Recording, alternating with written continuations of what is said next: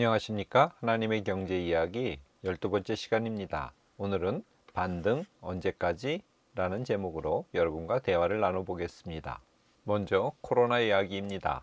지난주에는 코로나 확진자 숫자가 40만 명대, 주중반에 50만 명을 돌파하고 17일 오전 0시를 기준으로 60만 명을 돌파했습니다.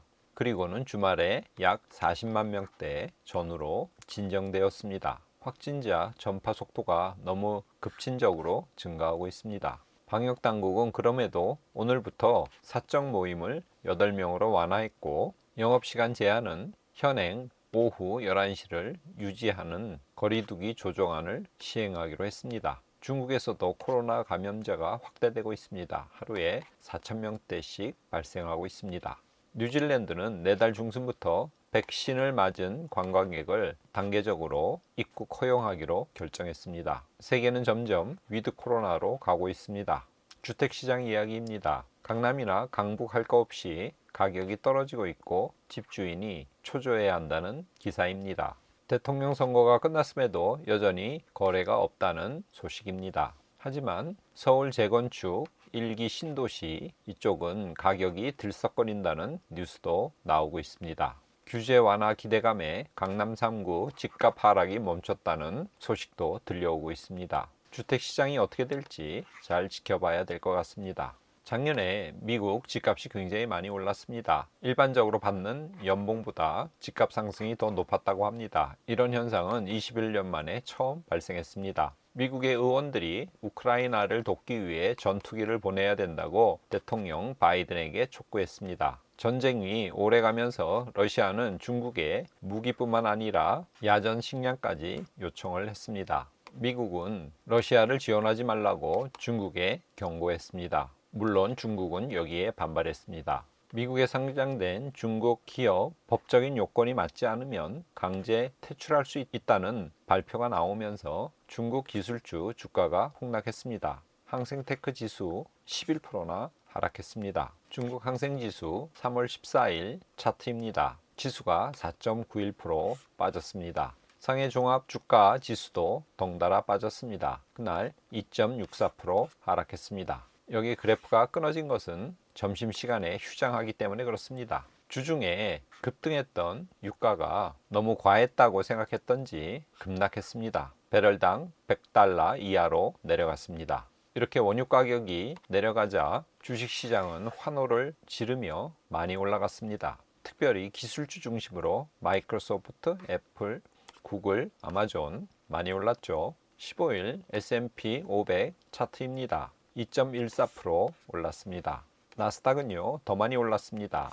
하루에 2.92%나 상승했습니다. 다음날 우리 코스피 주가도 미국 시장의 영향으로 올랐습니다. 1.44% 상승했습니다. 주중에 바이든 대통령이 푸틴을 전범이라고 칭했습니다. 그러자 크렘린궁에서는 용납할 수 없고 용서할 수 없는 수사라고 대응했습니다. 우크라이나 대통령 젤렌스키가 한 발 물러서는 입장을 취했습니다. 나토 가입은 불가능하다는 언급을 했습니다. 푸틴도 이에 대해 우크라이나 점령 계획은 없다고 유화적인 발언을 했습니다. 주 후반으로 가면서 러시아와 우크라이나 사이에 휴전 합의가 이루어질 것이라는 전망이 조심스럽게 나오고 있습니다. 19일 날 러시아와 우크라이나는 휴전과 관련해서 많은 의견 접근을 보았다는 기사가 발표되었습니다. 지난주에 영국 중앙은행이 기준금리를 0.75%로 0.25% 인상했습니다.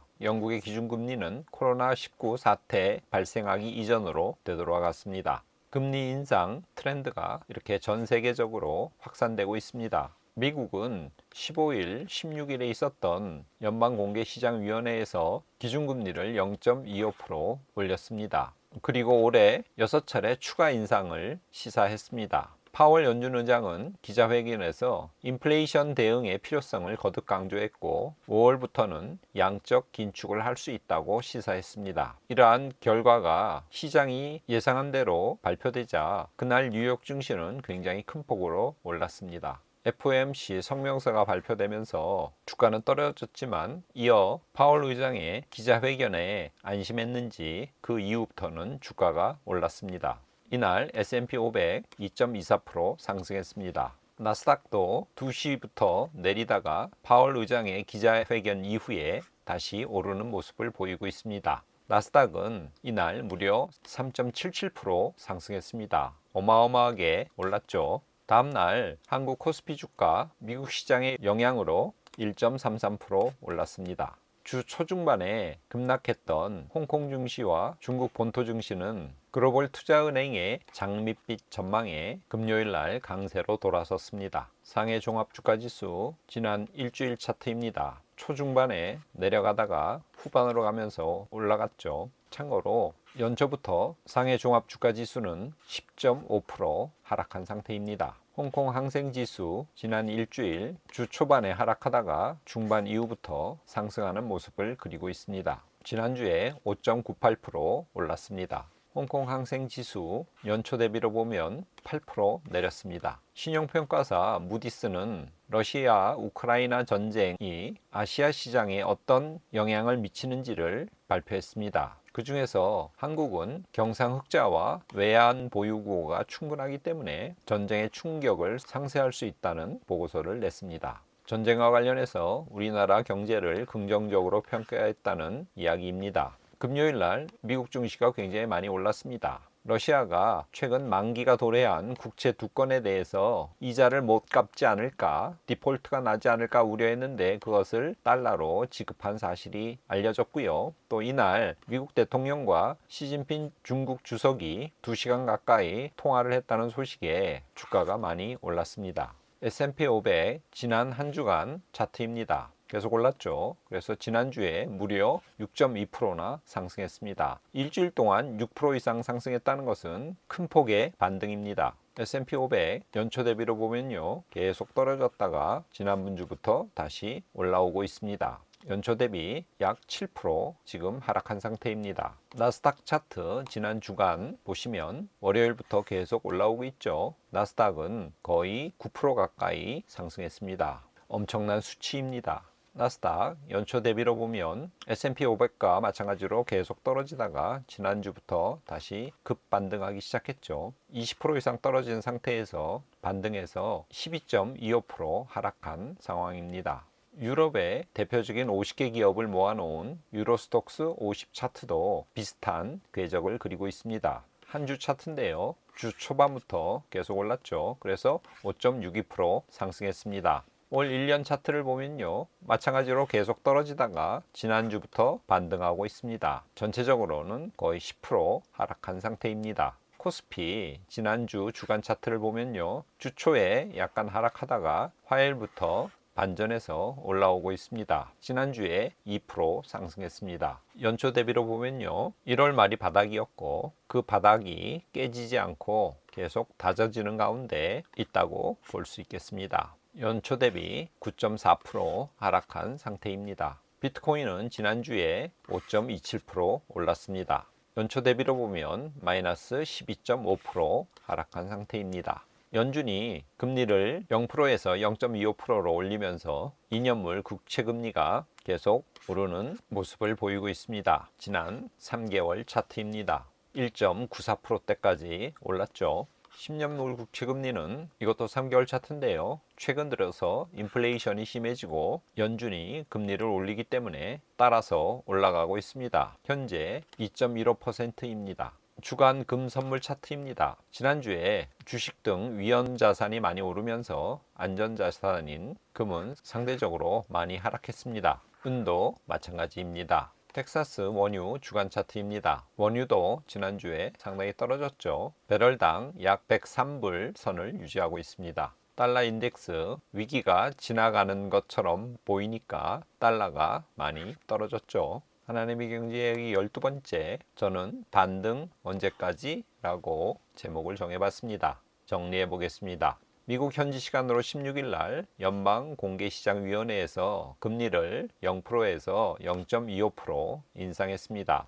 파월 연준 의장은 올해 6차례 추가 인상할 수 있음을 시사했고요. 5월부터 양적 완화를 추진할 수 있다는 가능성에 대해서 언급을 했습니다. 성명서가 발표되면서 시장은 연준이 매파성 정책을 취했다고 하면서 긴장감에 사로잡혀 하락했습니다. 그러나 시간이 좀 지나고 파월 의장의 기자들과의 인터뷰가 진행되면서 전체적으로 안도의 분위기로 바뀌었고 미국 증시는 반전해서 상승했습니다. 그리고 지난주 중후반부터 러시아와 우크라이나 사이에 휴전 가능성이 대두되면서 시장이 안정화되는데 많이 기여했습니다. 금요일 날 러시아가 채권 이자를 달러로 갚았다는 소식이 전해지고 미국과 중국 두 정상이 2시간가량 통화했다는 소식에 시장은 상승세를 계속 지속했습니다. 미국 S&P 500은 올해 들어서 10% 이상 그리고 나스닥은 20% 이상 하락했다가 지금 반등하고 있습니다. 과연 이 반등이 언제까지 진행될지 잘 지켜봐야 될 것 같습니다. 오늘은 마태복음 13장 41절에서 43절의 말씀을 가져왔습니다. 제가 읽어보겠습니다. 인자가 그 천사들을 보내리니 그들이 불법을 행하는 자들을 거두어내어 풀무불에 던져 넣으리니 거기서 울며 이를 갈게 되리라. 의인들은 자기 아버지 나라에서 해와 같이 빛나리라. 마태복음에 나오는 가라지 비유에 대한 예수님의 설명입니다.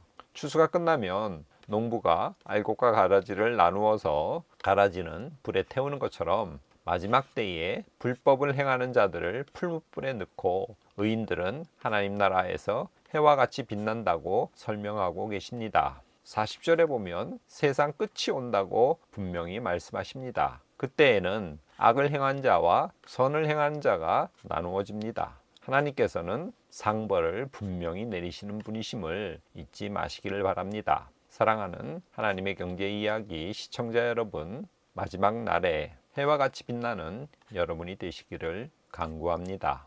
오늘은 이것으로 마치겠습니다. 감사합니다.